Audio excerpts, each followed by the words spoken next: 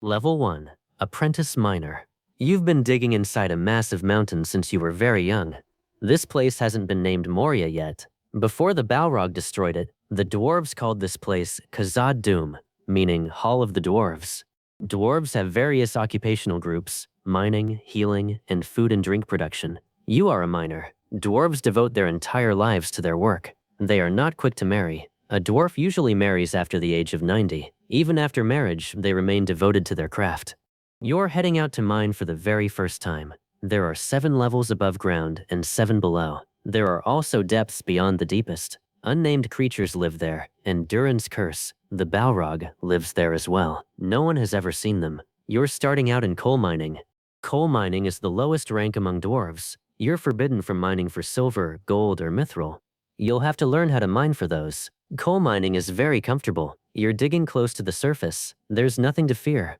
There's no risk of the surface collapsing while you're digging. You're very close to your family. You're learning the ropes of mining. You feel the earth and hear the sounds. Once you've learned enough, a more demanding job awaits you. You'll start digging in the silver and gold mines. You'll have to descend into the deepest mines. You have to dig calmly and slowly because there's a risk of the surface collapsing. Every time your pickaxe stops, you hear strange screeching sounds. Fear creeps into your heart. You start to get scared. Your dwarf friend suddenly pulls you aside and says, "Shh, don't move." You hold your breath and wait for the sound to fade away. After a few hours spent in fear, you find metal for the first time. It's mithril, a very rare material and the dwarves' main source of income. But the foreman takes it from you immediately. He gives the loot to Durin. He takes all the credit. You, on the other hand, have nothing left and must keep digging.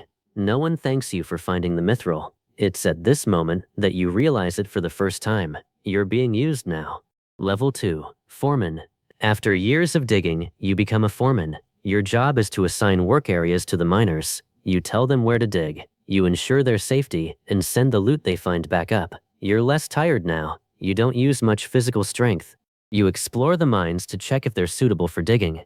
You now use hand digging and fire heating techniques. You teach the method of first heating the rock with fire and then cracking it with cold water. It takes time for novice dwarves to learn this method.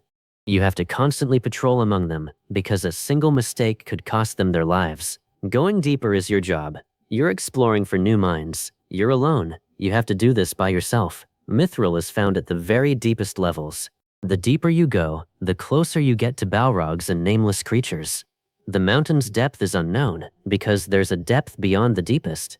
There are massive, precipitous cliffs down there, and it's pitch black. It's as if you're not underground but at a height of 10,000 dwarf lengths. At this depth, the screams sound as if they're coming right beside you, very close. Descending to this depth is forbidden. Only certain dwarves are allowed to go down. You're one of them. A sudden shout comes from above. You run quickly back up, and when you reach the top, you see that a collapse has occurred. Thankfully, no one was injured. At this depth, the ground begins to grow far more fragile, but the orders are to keep going. So you keep going. It becomes harder to continue when some dwarves lose their lives along the way, but you have to obey the orders. Level 3. Engineer, Architect. Here, the choice is left up to you. You know the mines, the ground, and the deep tunnels. You have the necessary equipment for this job. There are many departments, but you choose defense architecture. Here, you don't communicate directly with the king, but you're constantly talking with key military commanders. You're strengthening the defenses of the massive cities inside the mountain. Access to the cities is via bridges. These bridges are built on a perfect geometric design and were constructed so that only one person can pass at a time. This way, even if enemies managed to enter the mountain, they were forced to cross the bridges one by one. On the side of the bridges facing the city, there is a semi-automatic arrow firing mechanism operated by 2 dwarves. The enemy is easily neutralized. This entire defense system is taking shape under your guidance. Massive columns were carved directly from the mountain's own rock. These served as pillars for the cities to be built. The elves of Erebor gazed in awe at this marvel of engineering. That's why you feel valued here for the first time. Every calculation you make must be correct. Otherwise, you could cause the dwarves' deaths. That's why you work carefully and meticulously. None of the works you create are in your name. They are all done in the king's name. This can be frustrating at times, but that's just how it is. The reason is that you are not of noble birth. but everyone here has a chance to become noble. It's up to you to leave a name for your children. You must work hard and strive for it. You weren't born noble, but once you become a royal guard, you can attain nobility and be rewarded. Level 4. Guard. No more digging. No more engineering or architectural marvels. You're a soldier, because every dwarf must become a soldier one day. Your duty is to ensure mine security. You usually patrol in teams of 2 or 4. You must patrol and stand guard in the deepest levels. You carry an axe. The axe is the most basic weapon for dwarves. You're allowed to carry a secondary weapon in addition to the axe. The axe holds sacred value for dwarves. Their battle cry is Baruch Khazad, which means the dwarf axes are coming. You use it for attack, not defense. You don't use a dwarf sword because you're too short. Using a hammer is forbidden. Generally, noble dwarves use hammers on the battlefield. There's only one thing being talked about among the dwarves lately. No digging in the deepest depths, but King Durin VI is insisting on digging for mithril. Mithril is found at the very deepest levels. The sounds of nameless things are becoming much more common. It's as if they can see you now, but you can't see them. This feeling is awful, but dwarves are primarily accustomed to fighting underground. That's why enemies don't stand a chance in the narrow tunnels. There is no threat from the outside, because no enemy could ever enter Khazad-dûm.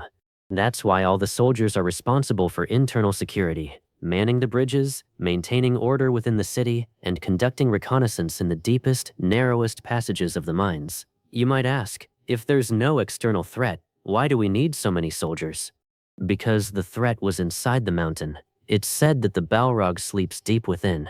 This story has been told for generations. There's a curse that one day it will awaken and destroy Mount Khazad-dûm. The nameless things are like the icing on the cake. This is how you prove yourself over the years in the darkest tunnels. Level 5. Royal Guard. Your loyalty is being rewarded. Royal Guards are carefully selected. Soldiers who have served specifically in the mines are always chosen, because mining is the only thing that keeps the kingdom standing. You are now tasked with protecting King Durin. The dwarves had gone so deep in search of mithril that they had reached a point of no return. A collapse occurred during the excavation. It was a passageway. Deep, dark chasms, deeper than anything ever seen before, were discovered. Although they tried to seal it quickly, the dwarves were unable to close the passageway because they had accidentally awakened the Balrog. The first urgent news arrives. The Balrog is beginning to inflict great damage on Khazad-dûm. King Durin VI dons his armor to stop it. You must go with him. The most elite dwarf warriors have devised a plan for a counterattack. Durin is personally leading the assault. His son, Prince Nain, is also among these elite warriors. The Balrog first destroys the narrow passage tunnels and the city's bridges. Within a few hours, it begins attacking and destroying the cities. It reduces the cities to the west and south to ruins.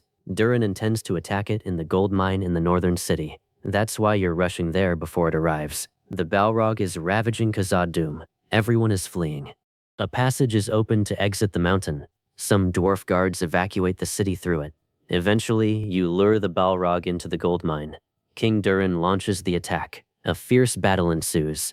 The Balrog gains the upper hand, and King Durin, along with his son Nain and many elite warriors, tragically lose their lives. The survivors are evacuated from the mountain. You are one of the few elite guards who survived. With the arrival of the Balrog, Khazad-dûm lost its former glory. No dwarf can ever enter it again. Thus, this place takes on the name Moria, as spoken in the Elvish language. King Durin's insatiable greed for mithril brings ruin to the dwarven kingdom. The dwarves are left homeless in the third age of Middle-earth. After many long and harsh years, the dwarves discover Mount Erebor. They realize it is rich in minerals. Mount Erebor becomes the new home for you and the other dwarves. Before long, mining begins in the mines, and Mount Erebor takes on the form of Khazad-dûm, the dwarven realm. Cities and narrow bridges are built. Fortunately, you continue to serve as the king's guard. Do you think the dwarves fell victim to their own greed? I'd love to hear your thoughts. Take care until the next video.